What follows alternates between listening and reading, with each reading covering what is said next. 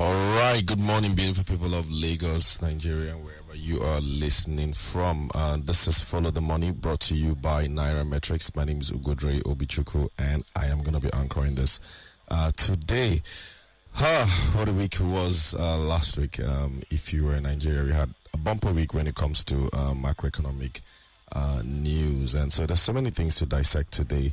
I'm not sure which one was top on your list, but we're going to try as much as possible to touch on several boring economic topics that we did see in the news last week. And of course, there was a lot on the market side. This is Follow the Money, and we do this every Monday, 8 to 8:30. If you miss any portion of the show, remember you can always stream on your Spotify podcast or any other podcast app that you use. You have it there. And of course, you can always listen to previous episodes of this show. It's 8 to 8:30, just 30 minutes straight up. We're going to be discussing key issues last week. And of course, it was a very interesting week. And we did, I think we kind of started with just about P&G. P&G, Procter & Gamble, saying that they were exiting the country. I mean, it's not like it's new gist. They actually sold their factory some years ago. But their CFO, in a release, did confirm that they were essentially turning Nigeria into an import destination. So rather than focus on manufacturing, they were going to be importing essentially here into Nigeria and selling.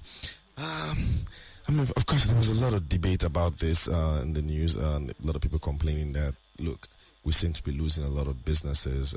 People are going from manufacturing into importing or trading. And so based on that, we do lose some jobs. But there is another side of the argument. And the other side of the argument is that whenever there's high inflation, people should just focus on cheaper things. I mean, prices just have to come down because, if local manufacturing is not leading to cheaper products, and foreign or imports could lead to cheaper products, then why do you just focus on local manufacturing? That seems to be an argument that some people are making.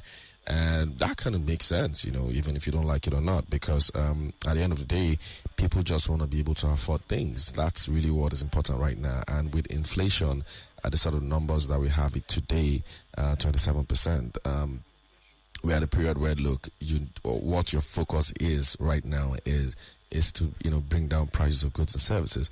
And by the way, I do hate inflation a lot. I don't know if you guys noticed that. Inflation is evil. Inflation is what any government doesn't want to ever face. You don't want to be in a situation where you cannot bring down prices of goods and services, or just allow it to keep skyrocketing as we have been seeing over the last 2 to 3 years. I can't start to explain why inflation is evil. I mean, think about it. Different reasons. Is it about substandard products being pushed over the market these days? And someone was telling me the other day that even the market of TV and remote controls are substandard these days. Yes, like everything seems to be substandard. Things get to spoil a lot. And that's typically what inflation causes. And of course, the fear as well is with the drugs market. A lot of fake drugs. Inflation just causes several things. So for the government, I think that is what they're essentially facing because they cannot allow inflation to persist. And so that is why it appears a huge part of the policy is essentially to drive prices down, even if it means encouraging import. All right. So another interesting news that hit last week was the Dangote refinery. Finally, it did receive, I think it was 1 million barrels of equivalent of crude, which it's going to use to jumpstart its refinery. And the gist I'm hearing is that it does need 6 million barrels, so it has gotten 1 million barrels and still requires another 5 million barrels for it to go. But what's interesting is that it's not immediately going to be producing petrol, which people are keen to see, but it's going to be producing other products, diesel, and of course aviation fuel. And trust me, those really matter as well, because diesel alone is one of the major reasons why you also see inflation, because diesel cost is incurred mostly by companies, and those companies tend to pass on that cost to customers through product price increases. And so the fact that Dangote, refinery is about to start, I think was just one of the best things we heard during the week, and that got me really, really exciting.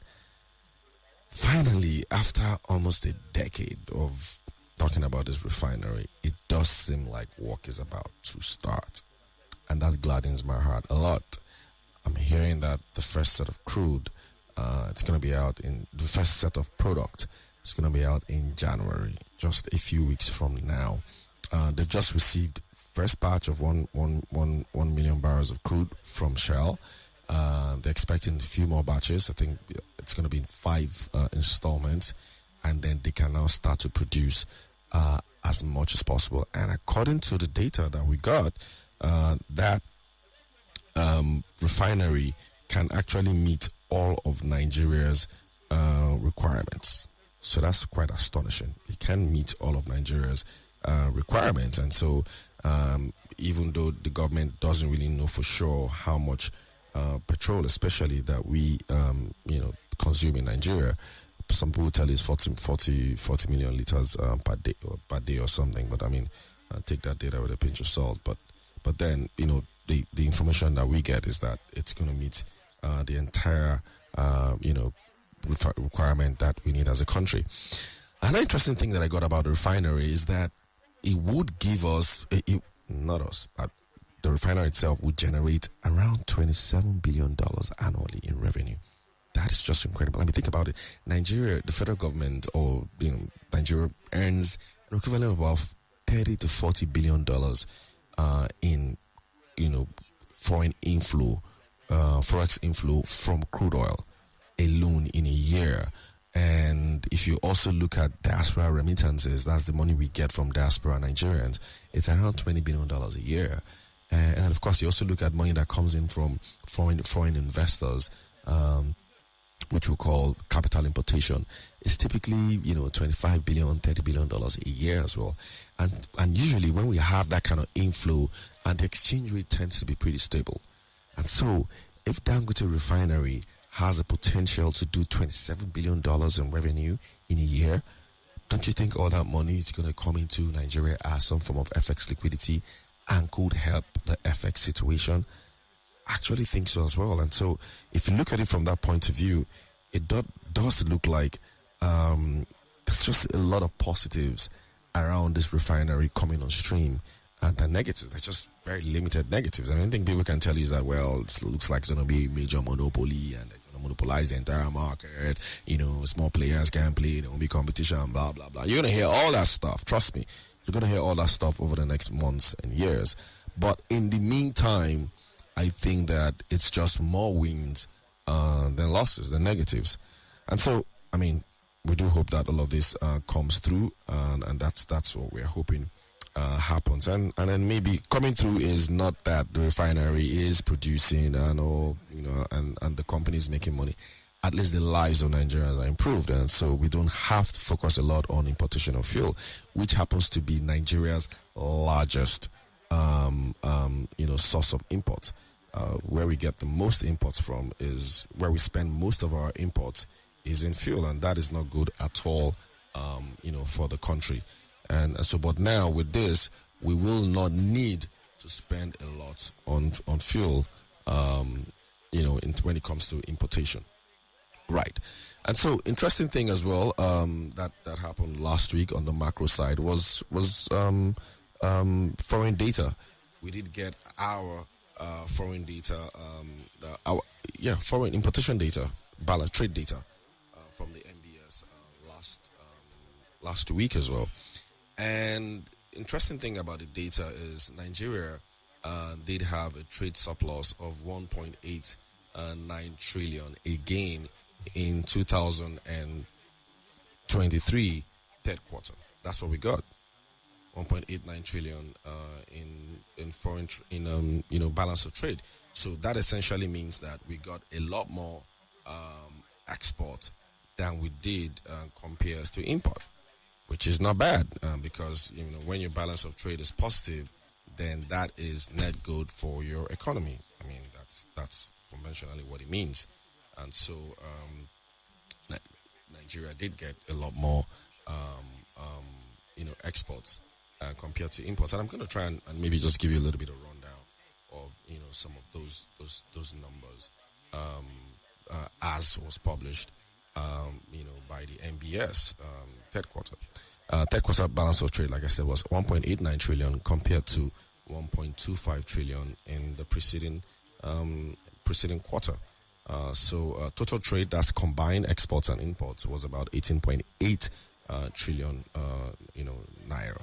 And of course, exports alone was 10.3 trillion. And a lot of that export was essentially, crude oil. Crude oil and gas makes up over 90% of Nigeria's exports today. So over the last 8 years, we still haven't been able to diversify that export number. So it was just about, 10.3 in Q3 alone. That's just one quarter.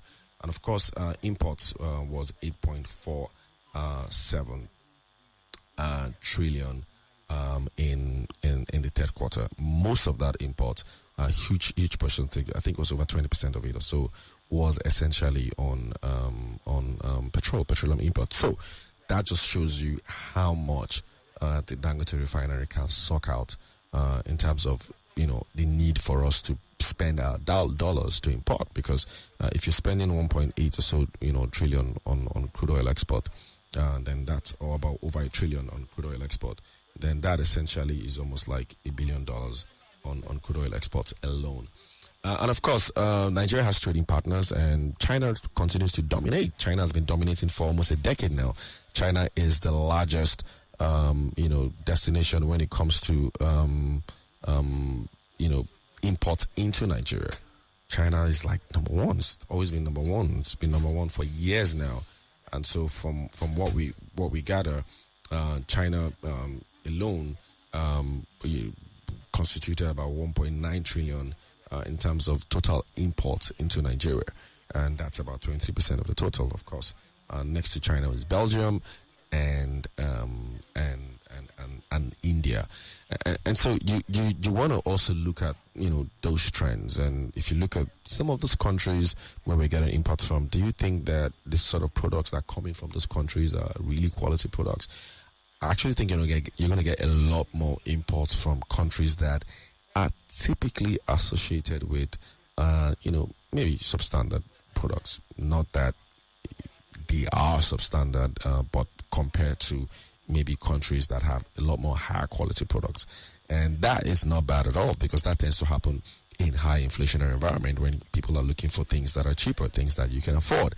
And so that is why those imports from those countries would likely continue to go a bit higher. So that essentially was some of the macro news that I heard last week that kind of interest me.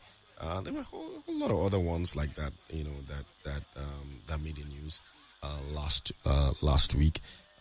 That I don't know, some of you may have had any. Like I always say, if you have any questions or any things that you want to, or any discussion points or things that may have concerned you last week that you want better information from, you can always ask me. I can see Bukala's hand is raised already. There's this particular article I saw about the Cotonou and Nigeria transaction, the two presidents. So I just wanted to understand better if that is actually true and whether it portends for us as an economy. Can you elaborate on that a bit? When you talked about certain commodities to be imported, like food, clothing, and some other stuff, and there was some agreement between the Cotonou president and the Nigerian president. And at some point we've been trying to deal with this issue of imports from Cotonou, trying to shut down the border and all. So I'm like, is that what would it do to the economy? Is that some sort of a relief to the economy, or this will further worsen the capacity of local industries to manufacture what I think are on those lists, rice, bringing in rice again and all that?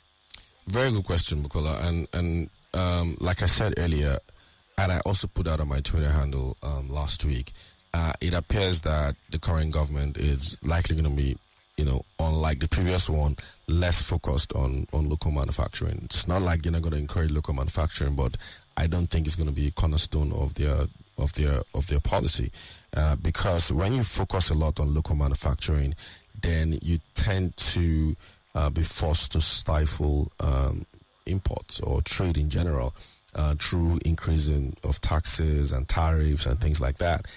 And that tends to lead to higher product prices, at least in the short term, because the bet is that you hope that the local manufacturing sector would have built enough capacity over the years that they can now start to drive prices lower. But that hasn't really happened because the local manufacturing companies as well have had to essentially face the same kind of headwinds that Nigerians have faced. So they don't have access to forex. Power is still a problem. There's still a lot of supply and logistics issues within the country.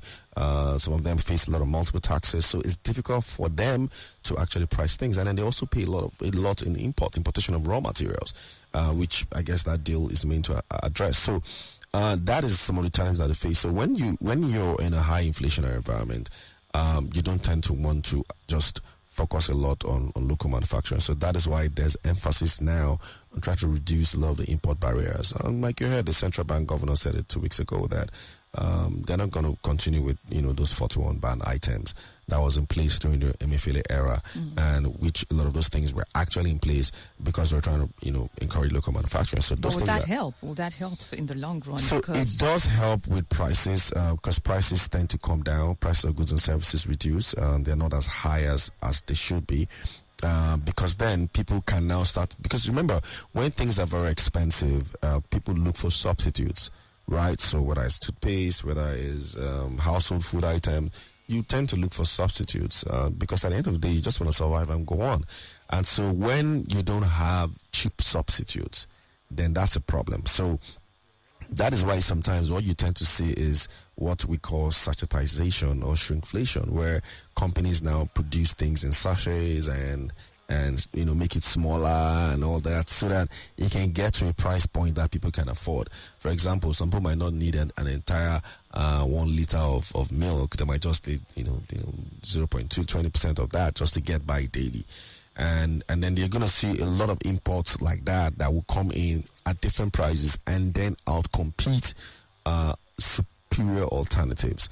And that is why it appears, some manufacturing companies are shutting down and leaving because even though they are setting up plants here, there's still a lot of local economic headwinds that is making it a lot more difficult for them to operate. So rather than stay here and operate, they rather just trade and let the local distributors take on that risk, of economic headwinds. So, like I said, that's going to be the focus of the government, and they are going to continue to encourage a lot of competition in trade, especially with imports.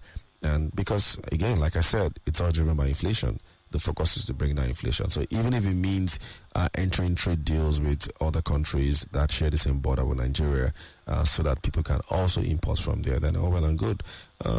We still 90% of our imports is still from Nigerian import destinations, so not just outside Nigeria. But my fear is we're going to be so import dependent at the end of the day. Are we striving towards being an industrialized nation ourselves, like the way China has done? And look at where they are. We should be at par with such countries, giving the resources we have and our reputation as the most populous African country, because we have the natural resources, we have the human resources. So are we wasting resources here? Very, very good point you make, Bukola, because that has always been what we've been saying since, that look, we should have a country that as a nation with 200 million people, we should have local manufacturing capacity. Youths as well. Yeah, especially youths. Average age is 17, 18. And we tend to import nearly everything that we use in Nigeria. But you know what they will tell you as well in development economics is that you also as a country have to focus on what your competitive advantage is, right? So think about it. What's the point? You're wearing headphones. If the headphones is locally manufactured and is going for, say, 500,000 naira, and then the one that is foreign that is equally good, if not better, is going for 250,000 naira, what are you going to go for? You're going to go for the cheaper one. So when it comes to money, following the money doesn't follow patriotism. It follows like your pocket, your ability to afford. And so that's what government should drive. So it shouldn't discourage local manufacturing. In fact, it should encourage local manufacturing, but then it should make them more competitive by giving them all the support that it can to make them competitive, but not at the detriment of ordinary Nigerians who are looking for cheaper quality goods and services. That is really what matters at the end of the day, because if you don't do that, you're going to have high inflation. And when you have high inflation, you're going to have exchange rate depreciation. And then you're back to square one, because those local manufacturing companies will not be able to cope, which has been the story of Nigeria over the last 8 years. You see that? So it's not that easy. We do need local manufacturers, local manufacturing capacity in Nigeria, but it has to be competitive. It just has to be. And you can't manufacture everything. So you have to ask yourself, what is it that you can manufacture as a country that requires less raw material input that you have to import? And I think that's what matters, and that's what a lot of people have been discussing, and that is why it appears the government is moving on. Good morning, Bukola and Ugo. The Dangote refinery is a major plus for BOP. I really hope 6 million barrels is delivered and when due consistently. As for Benin Republic, way to go as we move towards AFCTA. We must also increase our productivity. This is coming from JP. Yes, JP, very good point there. We must move towards productivity. And I agree with you. That is essentially what the government is focused on doing, and that is likely what it's going to keep doing from now on. It's going to be focusing more on increasing, maybe we shouldn't call it productivity, but trade. Trade is what it needs to keep improving. And yes, we're going to move on to something else that caught my attention during the week. Forex, as usual, caught my attention during the week. And the exchange rate at the official market sunk to an all-time low, 1,099 to the dollar. And that was the exchange rate in the official market. This is not black market, official market.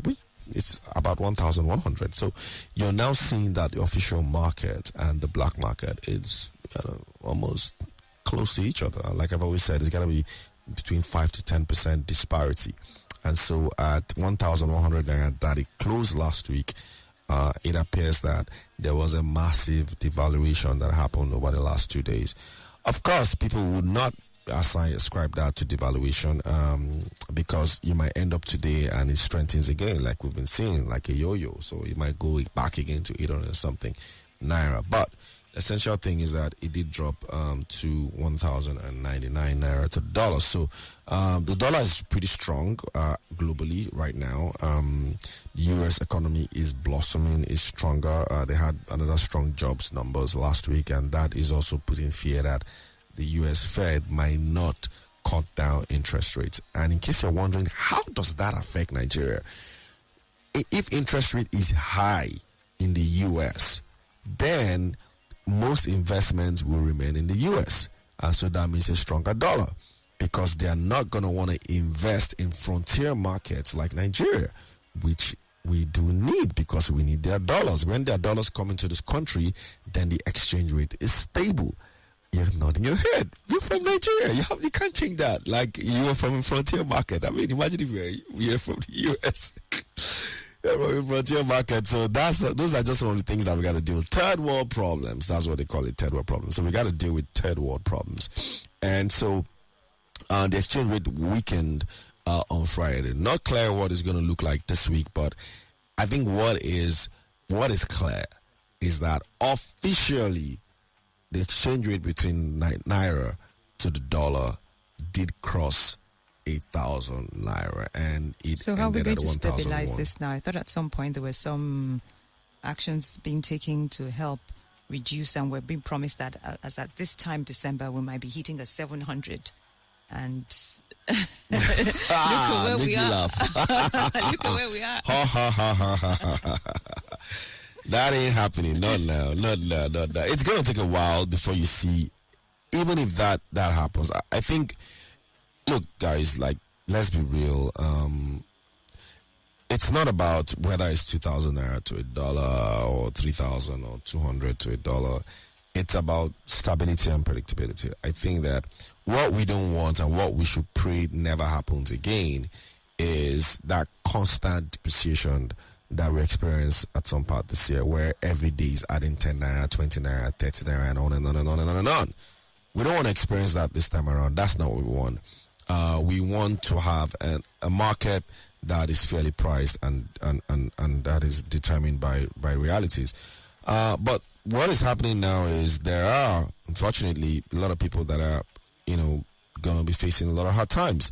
I'm already hearing that people who have like kids abroad are now considering bringing them back because it's difficult. A lot of them earn money from Nigeria and have to convert that money to dollars and send to their families abroad.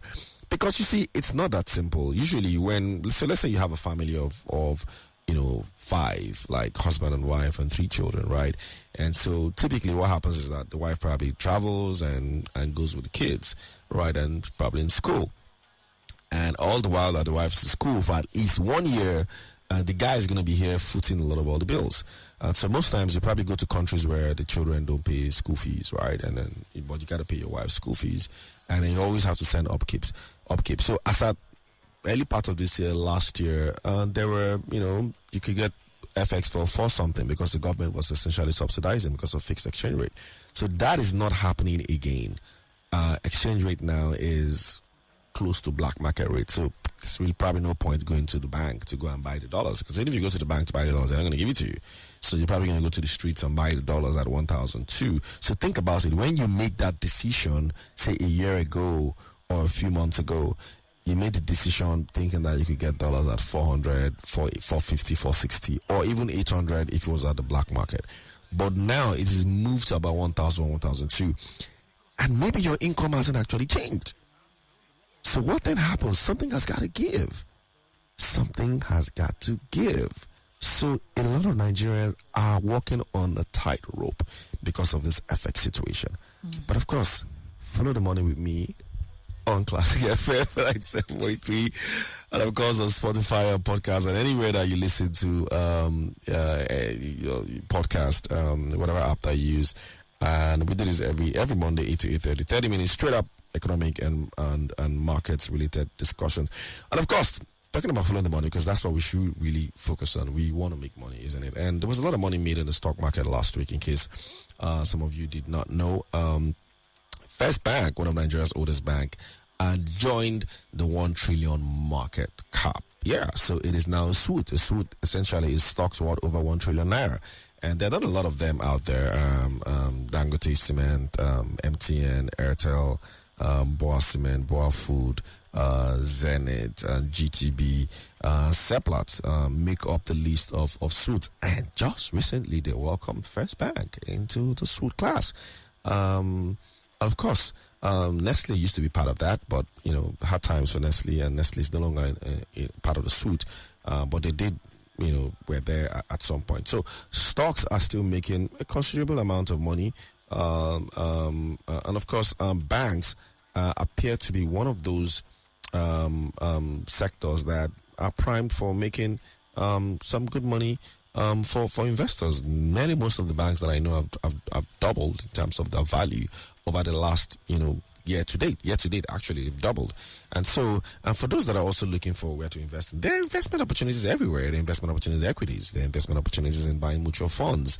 There are investment opportunities in buying, fixed income securities. Do you have money that's just lying in the bank and you're not doing anything with it? You have to ask yourself, what else are you doing to make extra income beyond your salaries? Or are you just sitting down waiting for your salaries to hit your account? Every week, how much have you made additionally beyond your salaries? And I think that's really what you have to be thinking about. And if that is not something you've been able to solve, then you are not following the money. You got to follow the money. Find out where exactly is money being made in this economy. Because whenever there are economic challenges, trust me, money is being made somewhere. And people are making this money per second. That is my show for this week, Bukola, and I hope you do have a nice time. Of course, if you have questions for me and you want me to take it on this show next week, just tweet at me at Ugodre or at Naira Metrics, and we will curate that tweet and share. Of course, If you miss any part of the show or you want to just rewind and listen to it again, it's going to be airing in another 2 to 3 hours on Spotify or your Apple Podcasts or anywhere that you listen to podcasts. It's going to be there, right there. Just search for Follow the Money by Ugodre and follow it, of course, and then you can listen. That is the show for the Super Caller. Thank you so much.